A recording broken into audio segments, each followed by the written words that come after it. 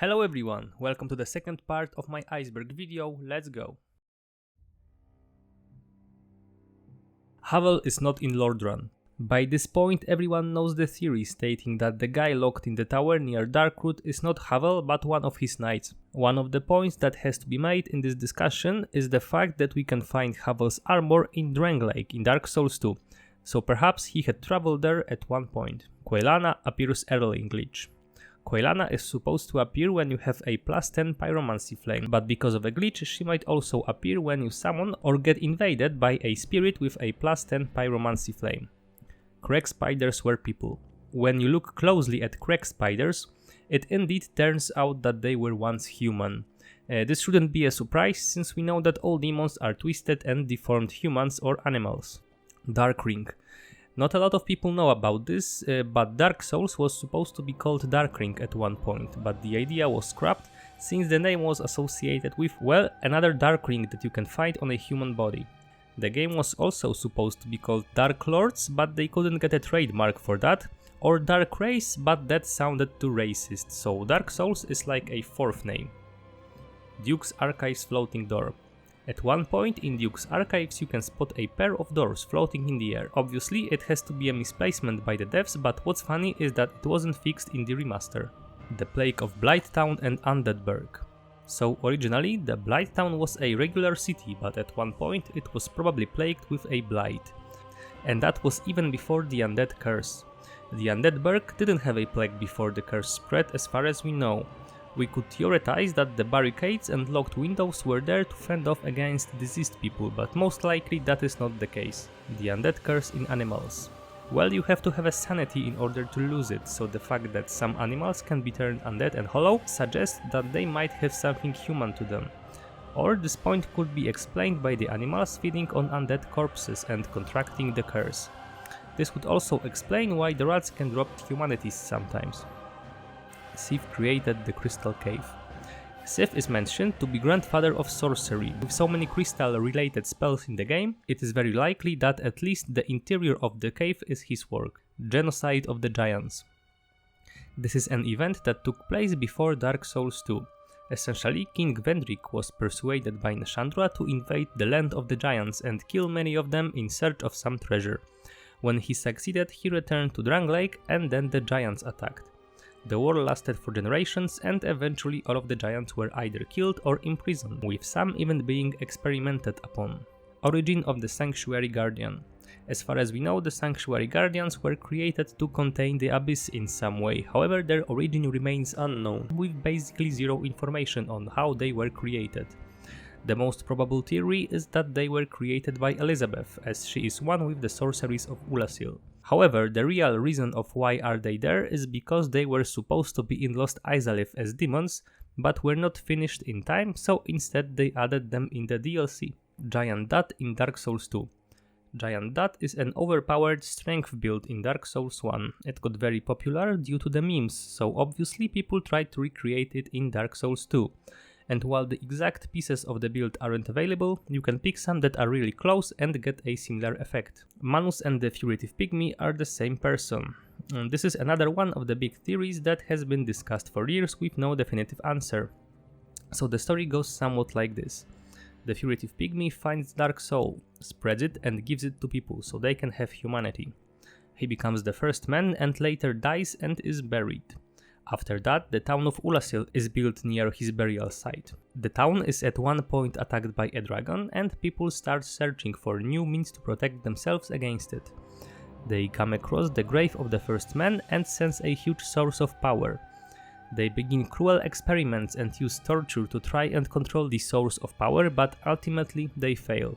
They corrupt and twist the soul of the primeval man, and thus he awakens as Manus and the spread of the abyss is started.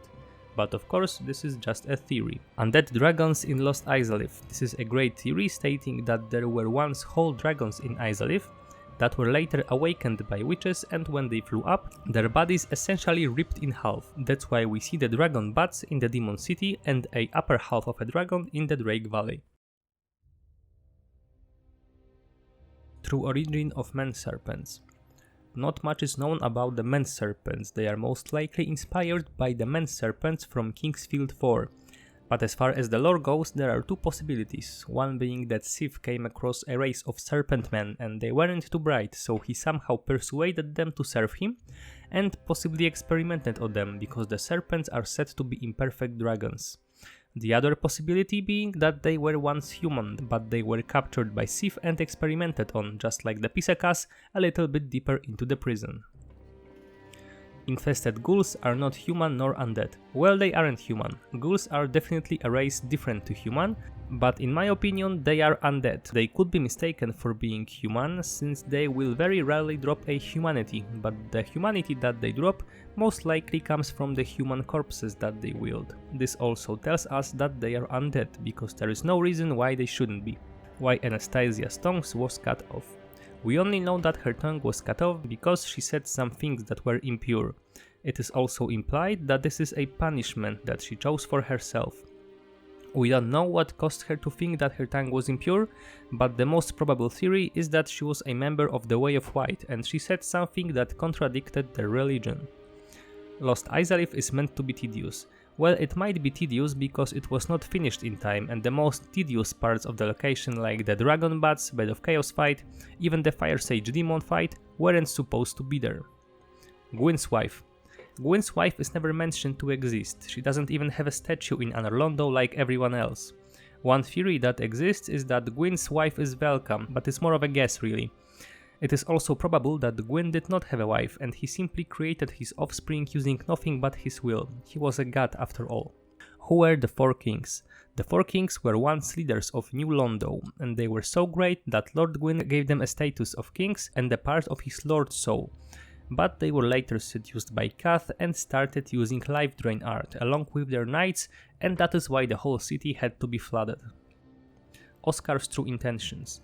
Oscar of Astora couldn't have any idea that the player character is the Chosen Undead, so his true intentions were probably to free as much of the undead as is possible, as he was a noble high-rank knight of Astora. Drakes spit lightning. Even though drakes are basically smaller and weaker dragons, they possess the ability to breathe lightning, which is the only weakness of dragons. What sense does it make? I don't know.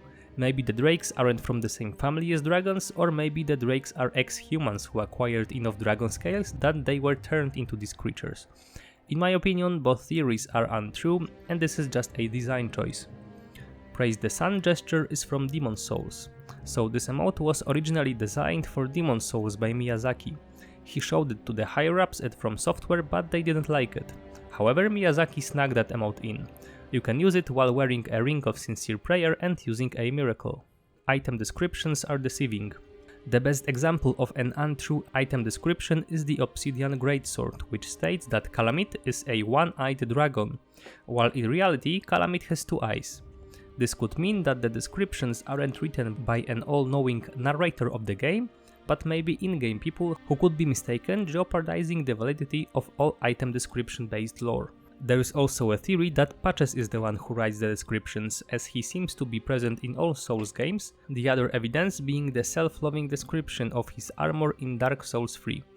Also, they could just be thoughts of the game's protagonist. Father of Chaos. This is a hypothetical character, a father to the daughters of Chaos. However, he is not mentioned even once in the game, so it is very unlikely that such a figure exists. The daughters were probably born of the witch's will. Soler's son. Soler's sun is not a literal sun, but a metaphor. To what? We don't really know. What we know is that he became undead on purpose, so perhaps by finding the sun, he means linking the first flame in his own world. Something that could only be achieved by an undead. Why Big Hat Logan wanted to turn into a dragon? I don't think that he wanted to, but most likely during his research, he understood that it was the only way to acquire even more power than he already had. So he tore down his clothes and basically went insane. Dragon Tails in Lost Izalith.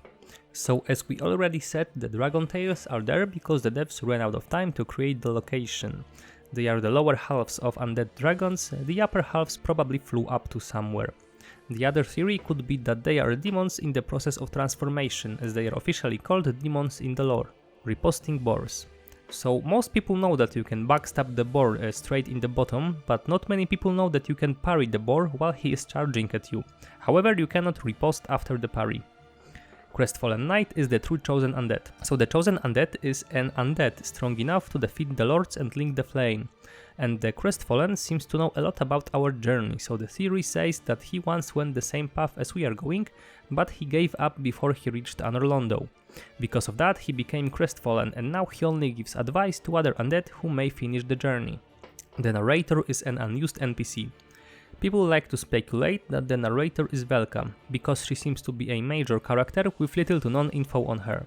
She is a god, so she would know all the things mentioned in the intro, and finally she gives this information to the Chosen Undead, so he would go on a quest of linking the first flame, which is what she would want. However, this is just a guess, and I am certain that the narrator is just a narrator, ringing the second bell without killing Quillag. This can be done using a glitch. First you have to enter Deathcam in Blighttown and walk through the Quillag's domain, then simply quit and relog into the game and you will be near the bell, while Quillag is still alive. Corpses have no genitals. Obviously, From Software couldn't have released a game in which everyone flails their man parts around. The lore explanations could be that the undead cannot reproduce and the genitals rot away due to the curse. But what about females? Well, as far as we know, there isn't a single female corpse in whole of the Lordran, as was discovered in this Reddit thread. Game locations are real. Yeah, this is pretty well known that many locations are inspired by places from the real world. Gwyndolin is a hermaphrodite.